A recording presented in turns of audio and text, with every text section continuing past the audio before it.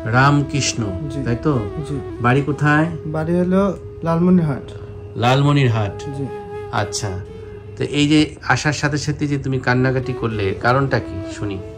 Sir এটা এই রোগটা আমি বহুদিন ধরে ভুগতেছি স্যার। অনেক জায়গায় গেছি, অনেক ওষুধ খাইছি, কোনো ক্রমে এটা ঠিক হয়নি। একবার এসিডও দিয়ে গলাইছিল, কিন্তু এটা ঠিক হয়নি।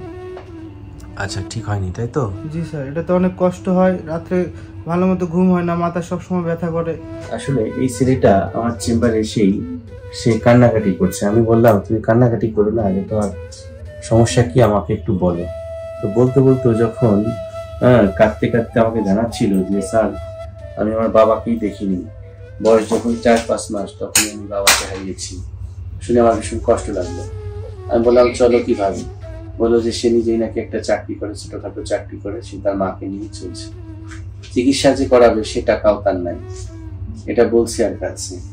আমি তোমাকে বলছি ভাই, তোমার কোনো জটিল কোনো রোগ হয় নাই, এদিক দিয়ে বাতাস ঠিক মতো ঢুকতে পারছি না, আর এই পাশে আছে হাড় বাঁকা, মাংস খোলা, যে কারণে ওর নাকের প্যাসেজটা বন্ধ, সে শ্বাস করতে পারছে না, তার অস্থিরতা কাজ করছে, রাত্রেবেলা ঘুমাতে কষ্ট হচ্ছে, দম নিতে কষ্ট হচ্ছে। তো চিকিৎসা করানোর জন্য যে সহযোগিতার প্রয়োজন আমি তোমাকে করবো, তোমার মনের মধ্যে সাহস রাখতে হবে, ঠিক আছে?